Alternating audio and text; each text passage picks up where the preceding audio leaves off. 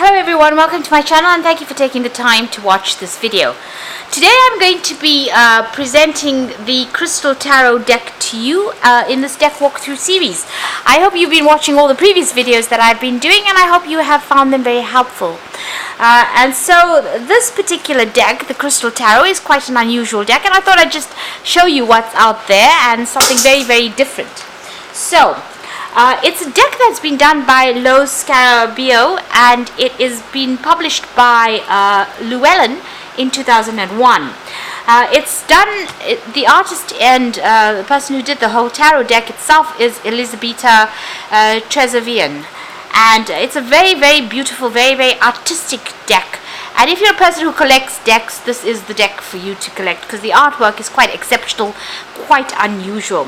It's one of those crystalline decks, and it looks like stained glass. She's apparently used tempera and pastel shades in the paintings, so it's very, very, very beautifully done. And it uses Art Nouveau artistry really through the deck itself. There's a lot of patterns within the deck, and it's really patterns within patterns on the minor arcanas that make up the deck itself. So this particular deck has got two influences. You've got the Rider-Waite Smith influence as well as the top influence. So if you use those decks, this should be quite easy for you to get into. And there's a lot of unusual colors that run through the deck itself, so very, very beautiful. Elisabetta has published in 5 different languages here, and even the little white book comes in 5 different languages. So this is the box, quite a sturdy box itself. It's got a picture of the Empress on it, so this is what you will find on the Empress card there, and it gives you a little bit about the deck. It is a 78 card tarot deck, 22 majors and 56 minors here, so quite a pretty box as well, and it looks pretty sturdy too. So the deck itself, there you go. It's got 2 of the extra cards because it is published as a 80 card, printed as an 80 card deck, but there's 2 cards. One has got an advert, really tells you about the deck on it. The other one is about all the different decks and how to get to the site to even order Elisabetta decks. So that's just extra cards. You can set them aside or even throw them out if you don't like them. It comes with its little white book. It's quite adequate. It gives you all the, not a lot, but it comes in the 5 different languages, and it tells you about the major arcana. It tells you about the actual deck itself, or the different types of tarot decks. It gives you all the meanings of the major arcana and the minor arcana, and these are more in bullet point forms, and not something very in depth, just basic whatever card meanings there are. So whatever the card basically means, it gives you that. So very, very concise information, and not a lot to read, and if you're already familiar with tarot, there's not much difference from all the other Rider-Waite Smith deck meanings that you're going to be using. So it just gives you very succinct meanings of the cards itself, and then gives you 1 spread that you can use. So very, very little reading material over here, but just adequate for you to actually be able to read through this particular deck. Now this is a very unusual deck. I'll just take you through the cards themselves. The sizes of the cards are about 7 by 12 centimeters. It's non-reversible. It's got a picture of a lady's face in the back over here, and very peacock colors sort of flowing through the back over here, and it's got a little a border around it. In the front, the face of the card's also got quite a big border. The major arcana have got Roman numerals on the corner over there, and then the name of the card in 5 different languages. Very beautifully colored as well. Like I said, she's used some really lovely colorings over there, and the card stock is pretty good. It's not very, very shiny, so the shuffling of the card is quite good, and it fits really nice and easily into your palm of your hand. Now this is a very unusual deck. This deck has got the major arcanas illustrated, but the minor arcanas have got from numbers 2 to 10 in all the minor arcana are pip cards. So these are illustrated pip cards, so they don't have pictures like a traditional Rider-Waite deck has. The other issue about this card, or the other difference about this deck, is the suits are a bit different in elemental meanings.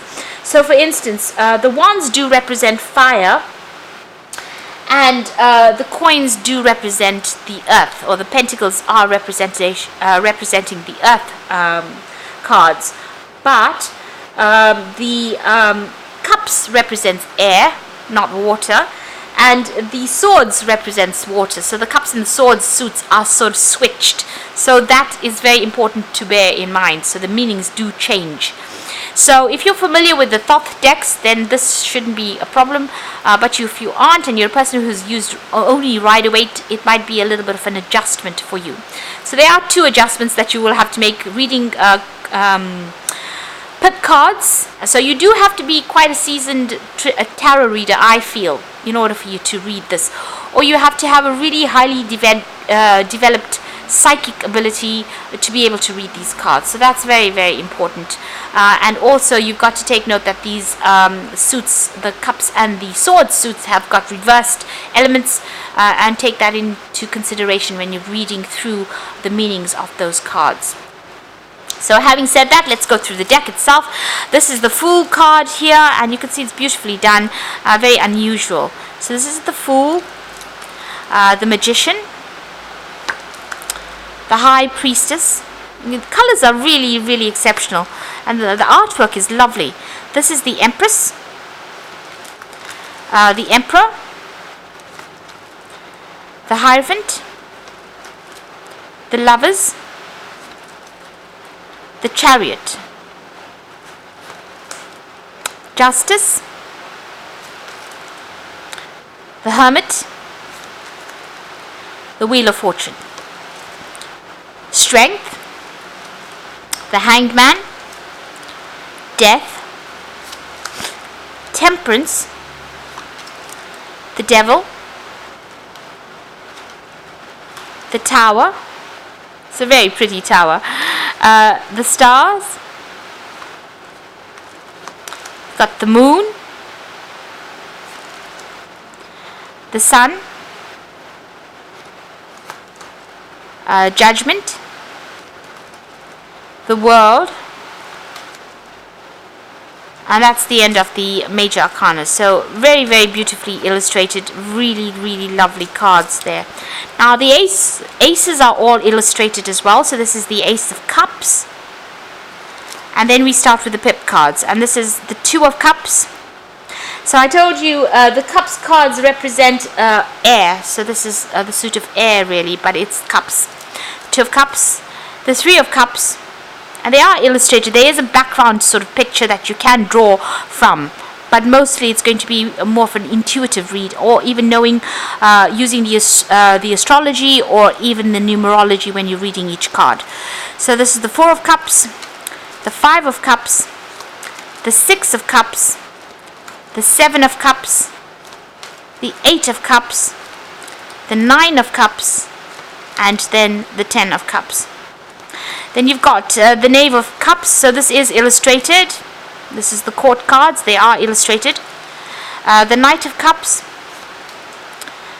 the Queen of Cups, and the King of Cups.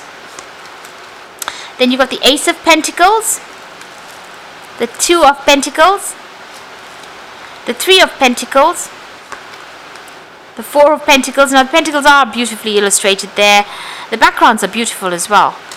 The Five of Pentacles, the Six of Pentacles, the Seven of Pentacles, the Eight of Pentacles, the Nine of Pentacles, the 10 of Pentacles, and then this is the Knave of Pentacles, the Knight of Pentacles, Queen of Pentacles, King of Pentacles.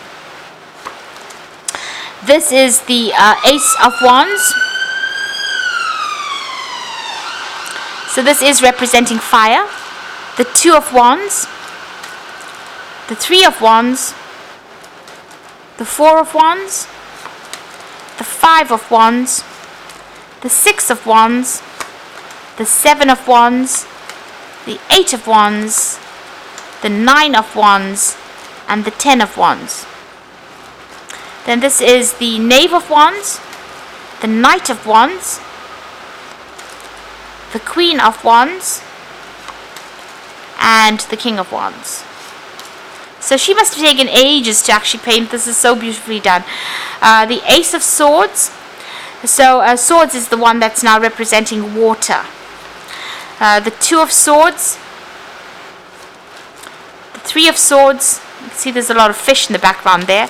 The Four of Swords, the Five of Swords, the Six of Swords, the Seven of Swords, the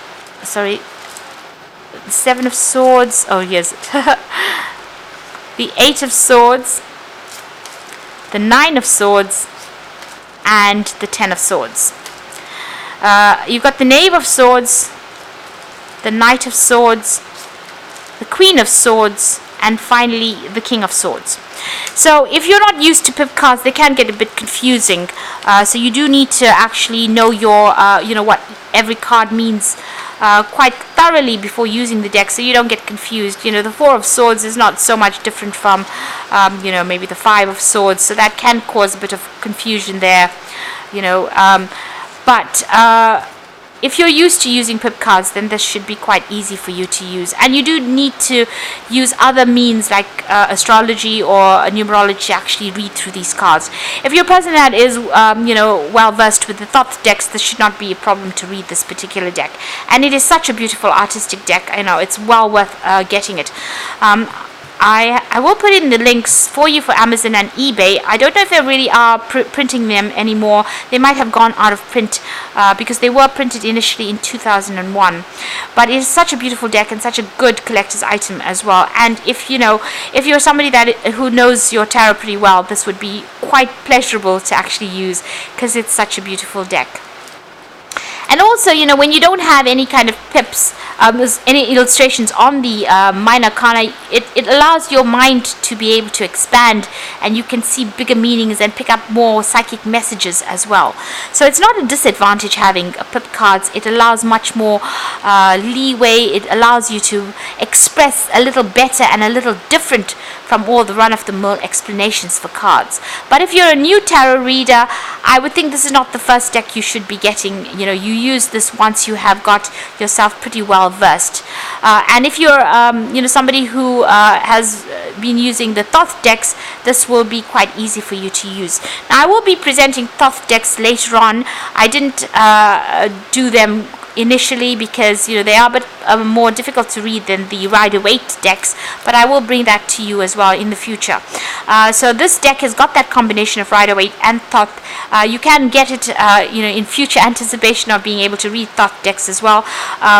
But if you just want to get it, it is a good deck to collect. Especially if it's going out of print, it will end up being quite expensive in the future. So while it's cheap, it's best to get it while it is quite affordable, because once it goes out of print, the prices of the decks really go up. It's such a beautiful deck to own anyway. I would think it would be a wise investment, if nothing else. So I hope that you do give this deck a try, and I hope you have been attracted to it as much as I have been, and I hope you enjoy it if you decide to buy it.